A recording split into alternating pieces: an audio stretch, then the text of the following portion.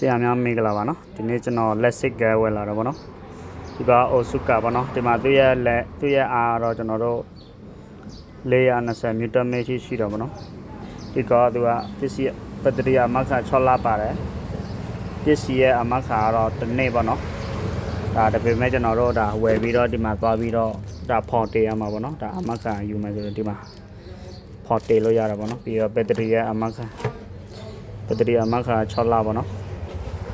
ဒီကဘာကဘက်တရီကတော့လေးအဲနော်ပြီးတော့ကျွန်တော်တို့ဒီမှာစဝါဖောဖို့ပါတယ်ဗောနော်စဝါလည်းသုံးလို့ရတယ်ပြီးတော့ကျွန်တော်တို့ဒီပေါ့တစ်လုံးပါတယ်21ပေါ့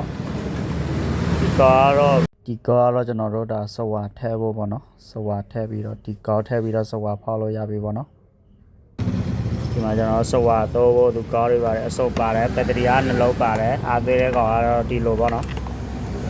ပြီးတော့ကျွန်တော်တို့ဒါလွယ်ဖို့ကြိုးပါတယ်ပြီးကျွန်တော်ဒီကောက်ထည့်ကြည့်မှာပေါ့နော်မလေးဘူးပေါ့ဘူးပေါ့နော်ဒါကွက်တီးပဲပြီးကျွန်တော်ဘက်တရီထည့်ကြည့်မှာပေါ့နော်ခေတ်ဒါကျွန်တော်ဘက်တရီထည့်ကြည့်ပြီပေါ့နော်အားတော့များတယ်ပေါ့နော်ဒီမှာသူခလုတ်ရှိတယ်1ရှိတယ်2ရှိတယ်ပေါ့နော်ပြီးတော့ကျွန်တော်တို့သူ့ပေမှာစကူပါတယ်နော်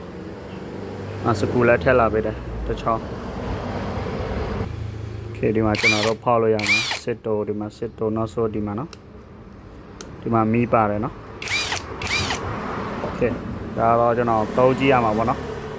ဘက်တရီကနှလုံးပါတဲ့အတွက်ကြောင့်မှန်တယ်နော်โอเคဒါကျွန်တော်တို့မူလီဖြုတ်ကြည့်မှာပေါ့နော်ဒါအချက်တယ်ပေါ့နော်တစ်ချက်ပဲနော်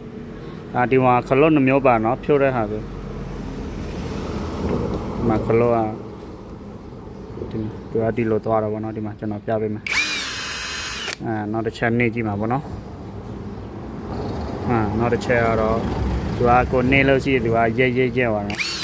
ဒီမှာရဲသွားပြီနောက်တစ်ချက်နေထည့်ရဲမယ်ဒါဖြိုးတဲ့ဟာပဲလုပ်လို့ရမယ်နော်ဒါကျွန်တော်ပြတ်ထည့်ကြည့်မှာဗောနော်